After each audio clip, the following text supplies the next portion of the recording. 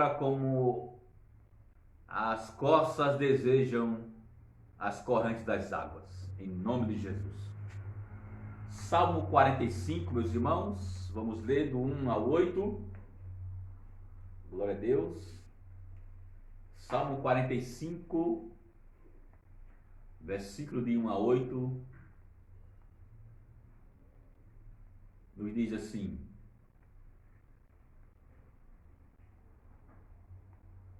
o meu coração transborda de belas palavras,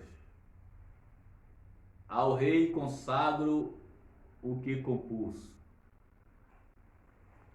A minha língua é como a pena de um hábil escritor. O Senhor, ó Rei, é o mais formoso dos homens, dos filhos dos homens. A graça se extravasou nos seus lábios. Por isso Deus o abençoou para sempre. Cinge a espada no seu flanco, herói. Cinja a sua glória e a sua majestade. E nessa majestade cavalgue vitoriosamente pela causa da verdade e da justiça. E a sua mão direita lhe ensinará proezas. As suas flechas são afiadas e penetram o coração dos inimigos do rei. Os povos caem submissos aos seus pés. O teu trono, ó Deus, é para sempre. Cetro de justiça é o cetro do teu reino. O Senhor, ó Rei, ama a justiça e odeias a iniquidade. Por isso, Deus, o seu Deus, o ungiu. Glória a Deus para sempre. Com o óleo de alegria como a nenhum dos seus companheiros. Todas as suas roupas cheiram a mirra, aloés e cássia. De palácio de marfim ressoam instrumentos de cordas que o alegram. Até o versículo 8. Louvado seja o nome de Jesus.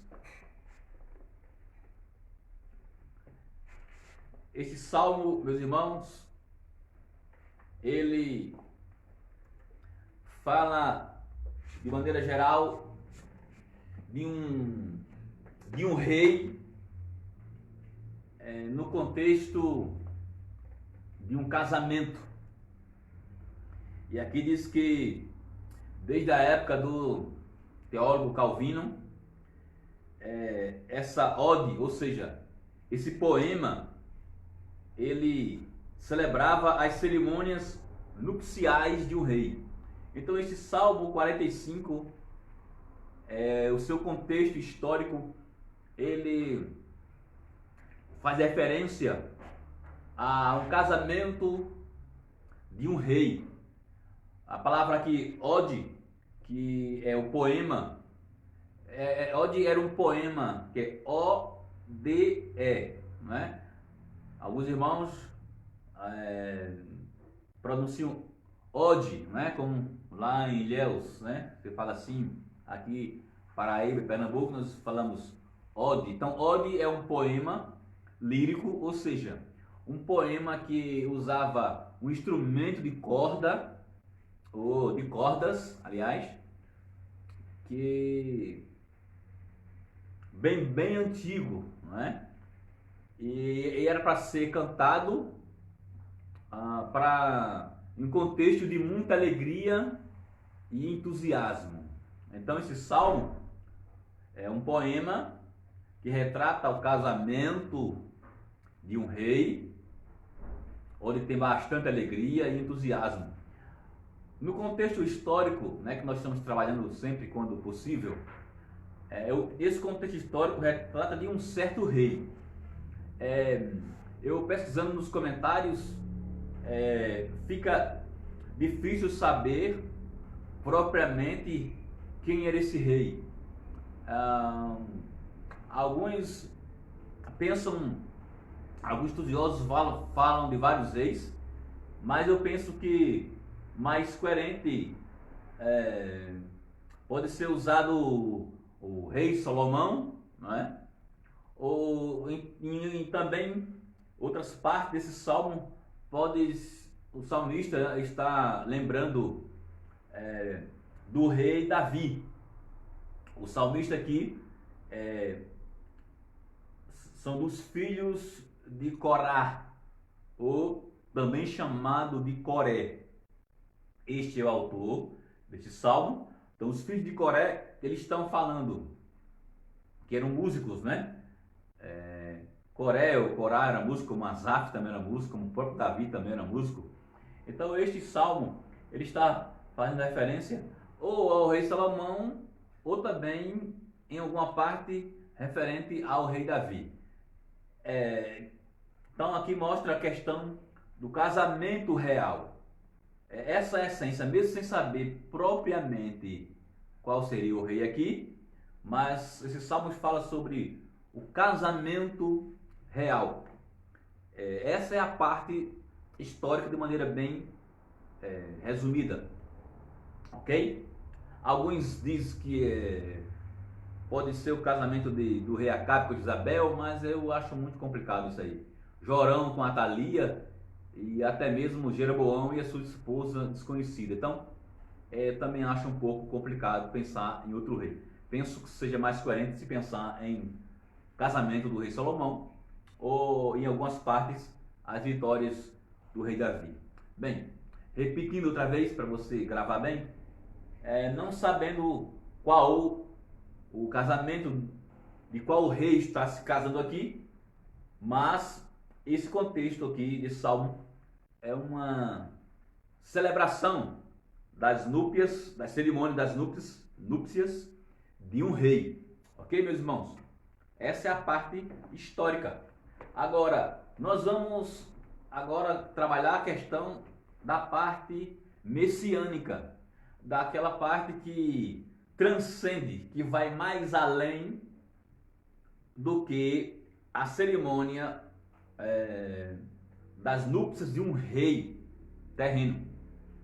Então, quando o salmista canta esse salmo, ele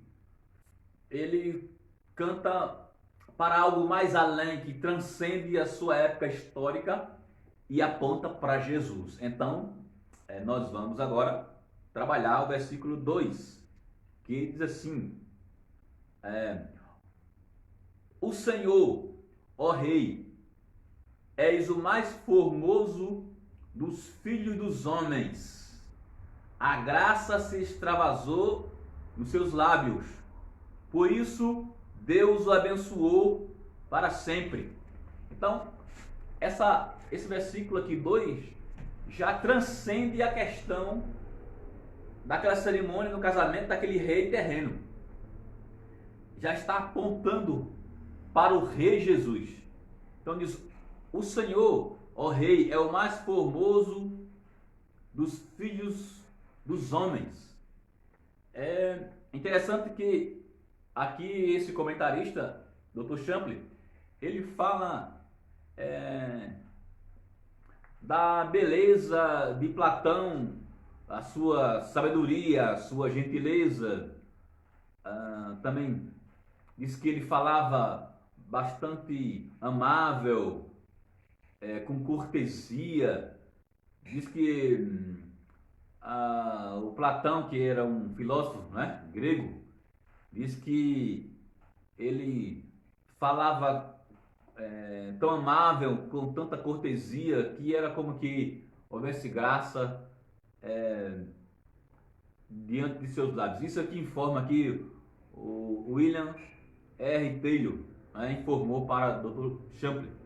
Agora, depois que ele fala de um homem assim, um filósofo assim, ele fala do maravilhoso Jesus, que assim um filósofo era capaz de ser assim. Imagina o Filho de Deus, né?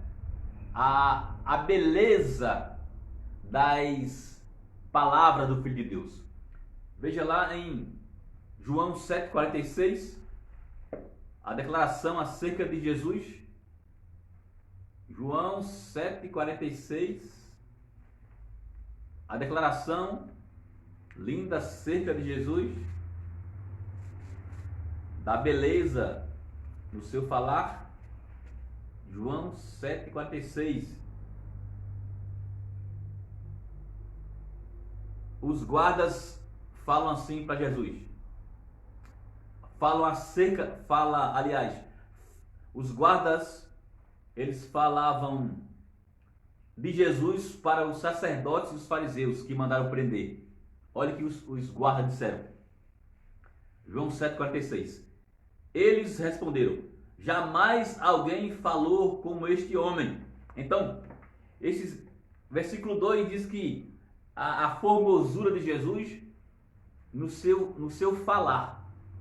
Eu, estudando concernente a beleza física de Jesus, eu entendo que Isaías 53, quando diz que beleza alguma havia que nós o desejássemos, eu entendo que foi na cruz.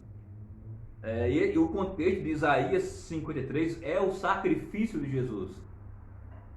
É a cruz de Cristo. Eu entendo que Jesus, ele era belo, mas na cruz ele ficou deformado. Então, mas Jesus não era só belo fisicamente, mas também ele era belo no seu falar. O versículo 2 diz assim: a graça se extravasou nos seus lábios, por isso Deus o abençoou para sempre.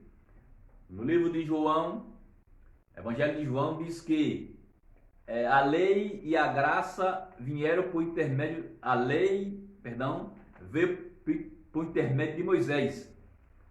E em Jesus foi manifestado graça sobre graça.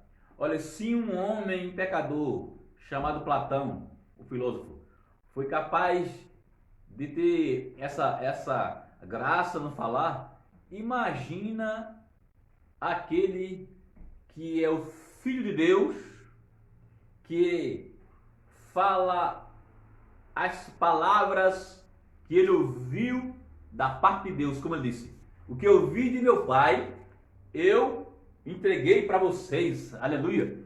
Por isso que onde Jesus chegava, a sua fala, a sua beleza interna, o seu falar, tocava os corações. Tanto é que os soldados foram prender e não prenderam por causa da fala graciosa, amável.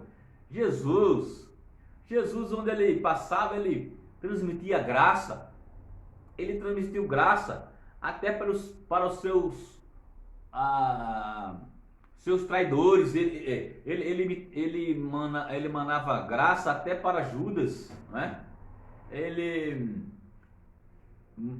ministrou graça para aquela mulher que veio ser apedrejada, e aquela palavra graciosa que espantou seus inimigos, deu lição para eles, para mostrar seus próprios pecados, sua própria hipocrisia. E aquela mulher ficou ali e ele perguntou: mulher, onde estão os teus acusadores? E ela disse: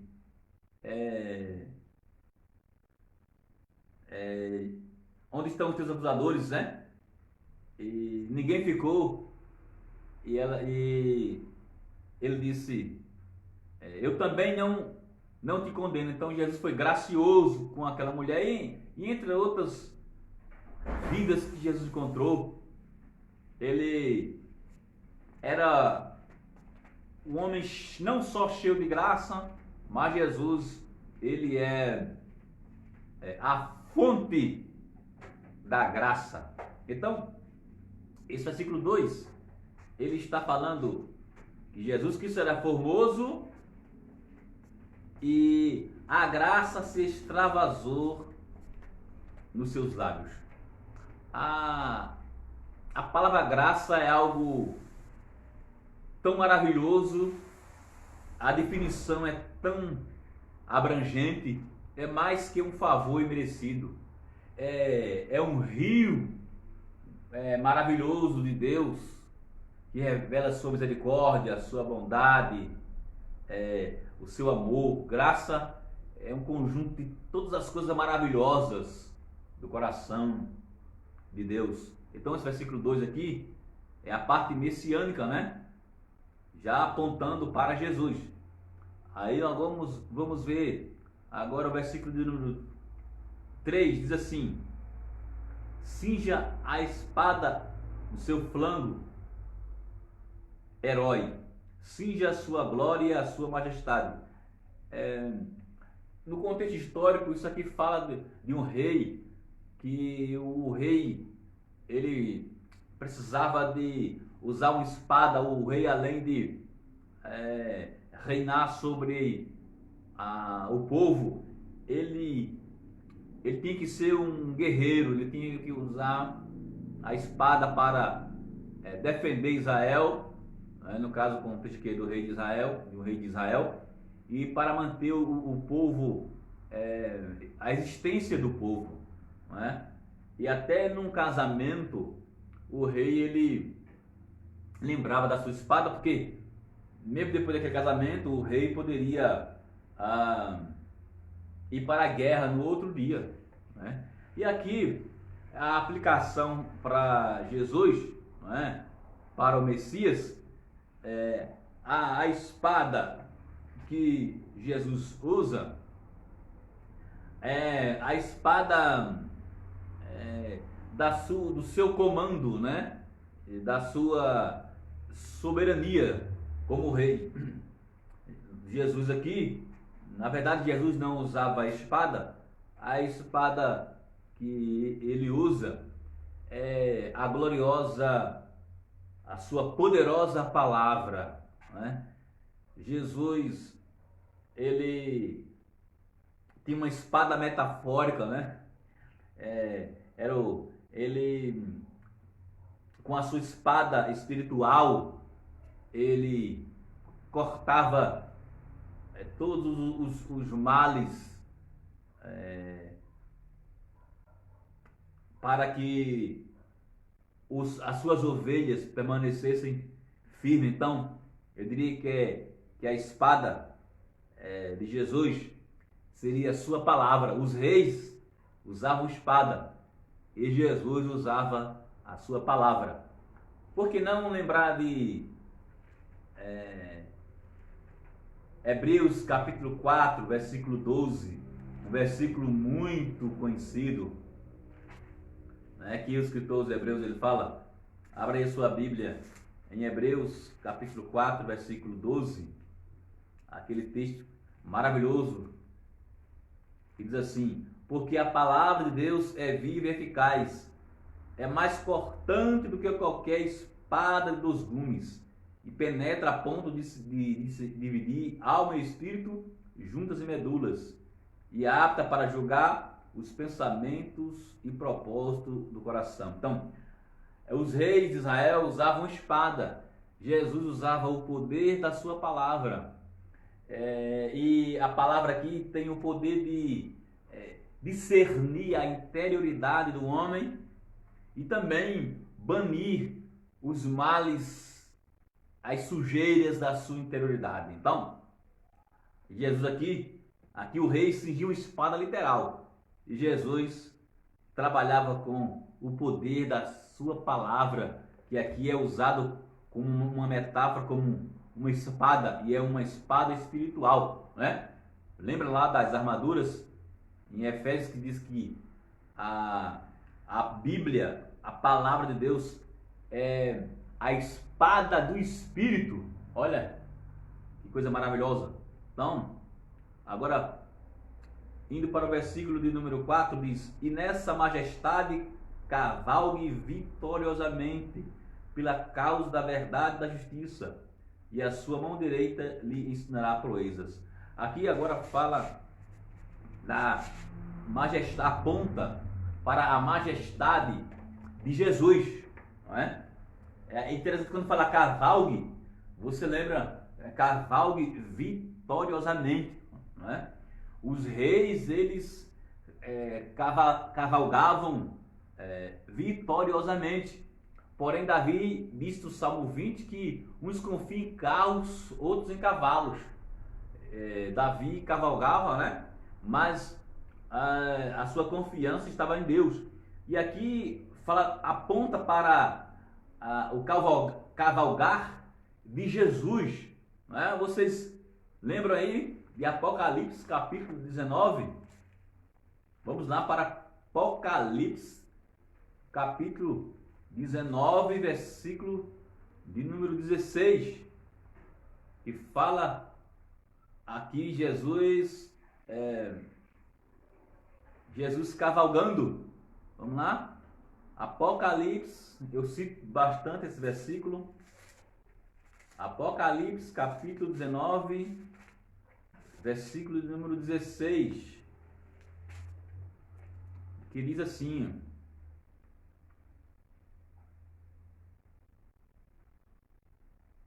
no seu manto e na sua coxa está escrito o nome: Rei dos Reis e Senhor dos Senhores. Então, aqui mostra que, deixa eu ver a parte aqui que fala, Jesus aqui está montado num cavalo branco. Vamos lá, ó. Apocalipse 19, 11. Vi o céu aberto e eis um cavalo branco. O seu cavaleiro se chama Fiel e Verdadeiro. Então, Jesus aqui, João vê Jesus montado num cavalo branco. Né? Então, Davi, o rei de Israel, reinava só em Israel, né? E aqui Jesus, em Apocalipse 19, 16, 11, 16, mostra que ele é o rei do rei e senhor do senhor. Então ele é o cavaleiro que governa todo o universo. Então, essa parte aqui, versículo 4, e nessa majestade cavalgue vitoriosamente. O rei, historicamente lá na época, era só naquela região. E Jesus, ele cavalga, esse nome é meio complicado, né? Cavalga em todo o universo. Então, esse versículo 4 aponta para o cavaleiro do céu, né?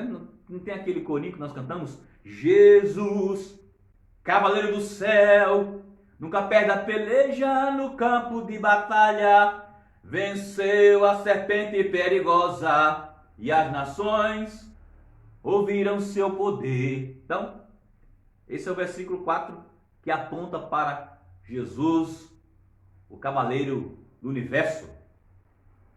O versículo agora de número 5 nos diz: as suas flechas são agudas e penetram o coração dos inimigos do rei.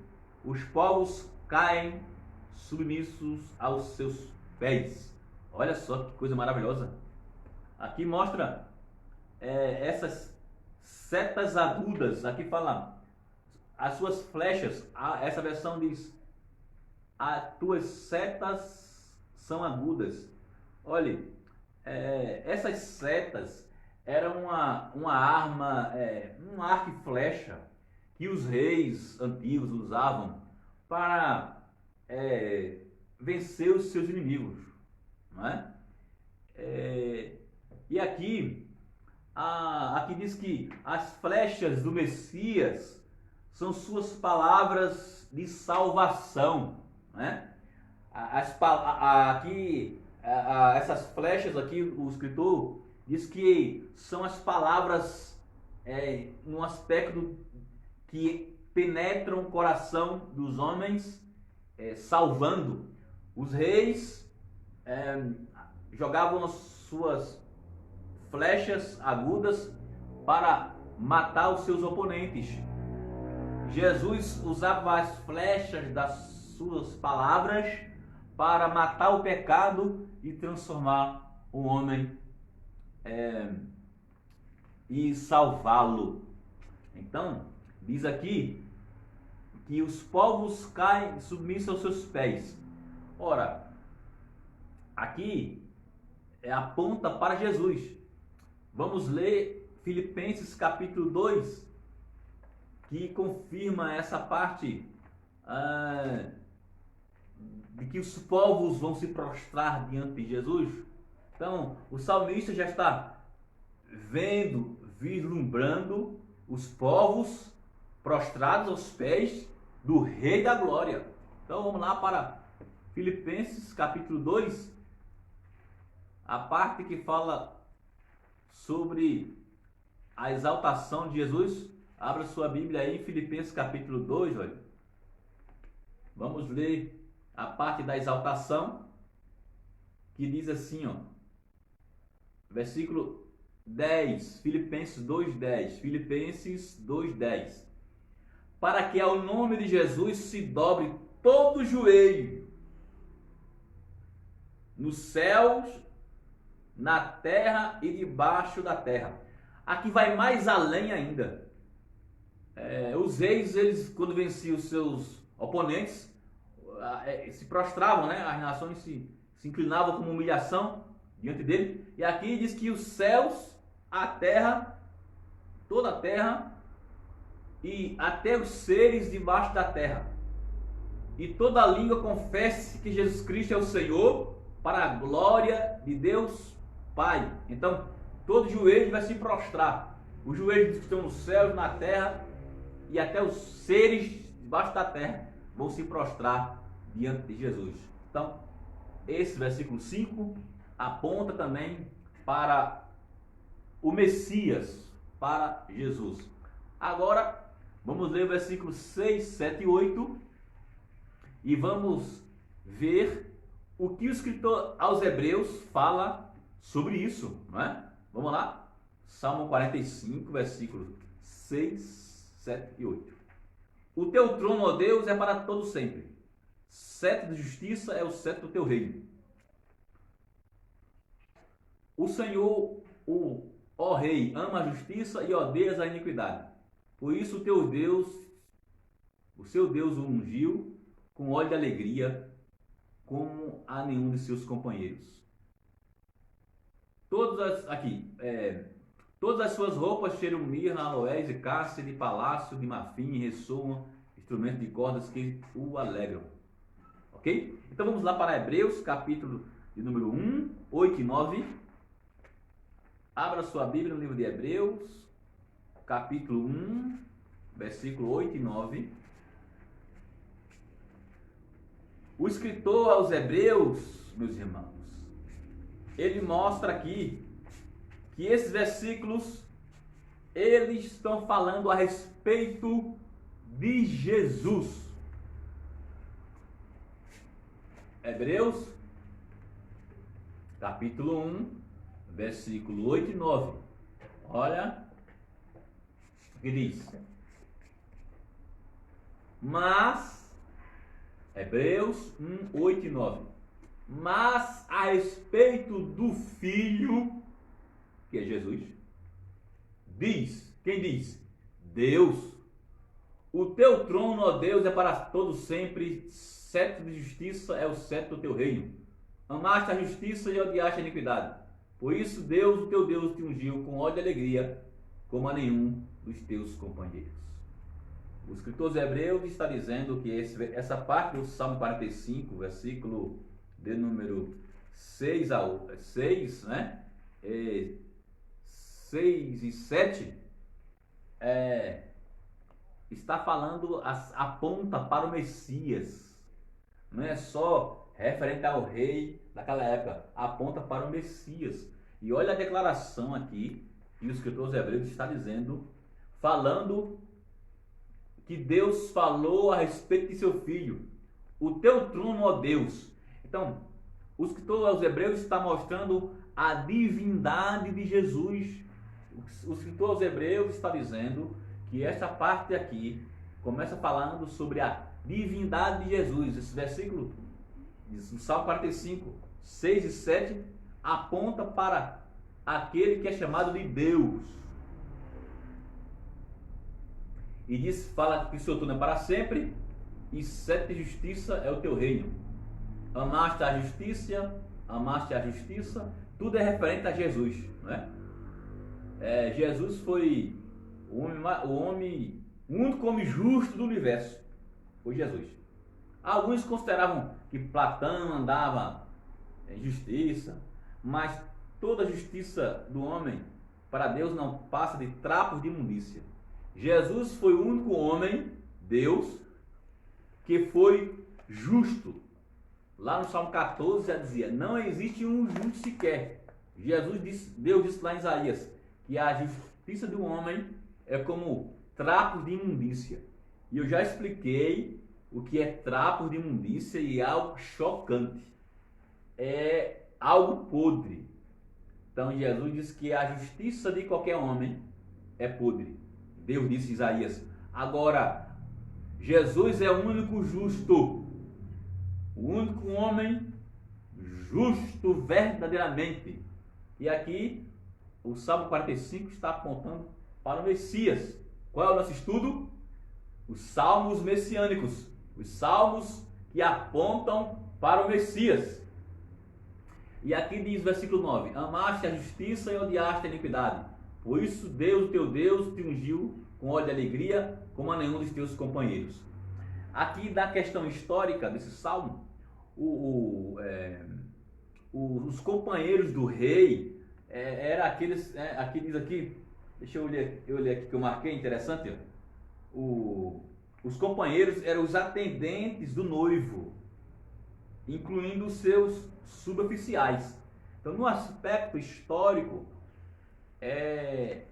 esses companheiros que fala o Salmo 45, né? Versículo 7, eram os atendentes do noivo e os suboficiais do noivo, que cuidava dos preparativos para o casamento. E aqui esses companheiros, por que não dizer que seriam os discípulos, né?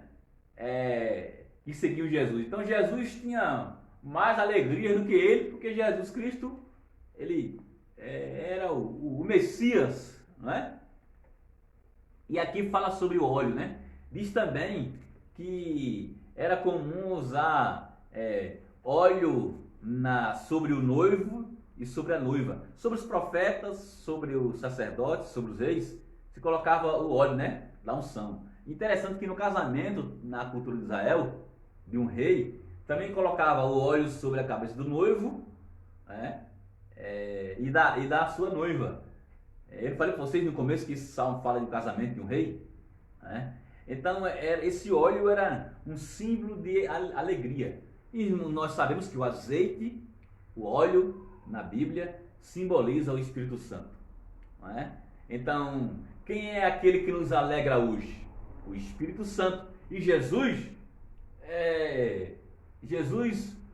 ele tinha mais alegria do que todos, porque ele tinha comunhão perfeita com Deus e ele mesmo era divino. Então, meus irmãos, nós vimos aqui as partes,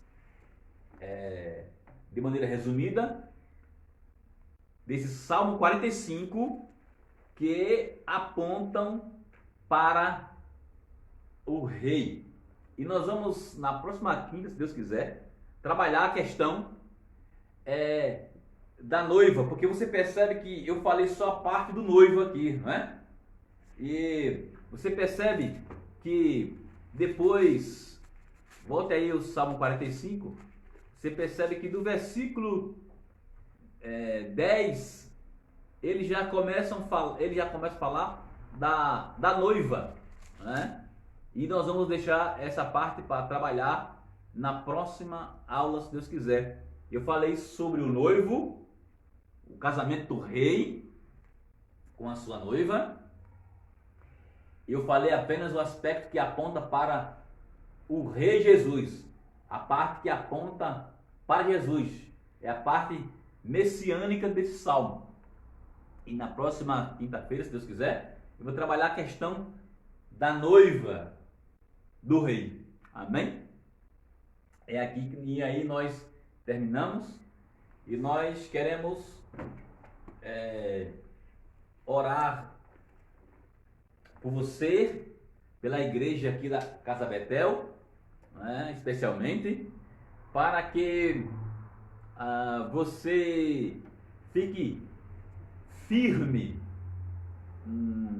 nesse Rei da Glória que é o nosso Senhor Jesus Cristo. Ele é declarado aqui como o Rei do Universo, montado no seu cavalo branco, Apocalipse 19, 11, diz que ele veio montado num cavalo branco, e que você fique firme em nome do Senhor Jesus Cristo, desejando a cada dia as palavras, estar lendo, amando e praticando as palavras deste Rei da Glória, que é Jesus, o seu Senhor. Eu quero orar pela igreja de Arco Verde e orar também pela igreja brasileira, que a nossa sede pela palavra a sede de aprender a palavra seja maior. Mesmo sendo online, nessa circunstância, que possamos nos esforçar, né? E até aqueles que dizem que não gostam muito de online, mas tem que ser online de maneira parcial, né?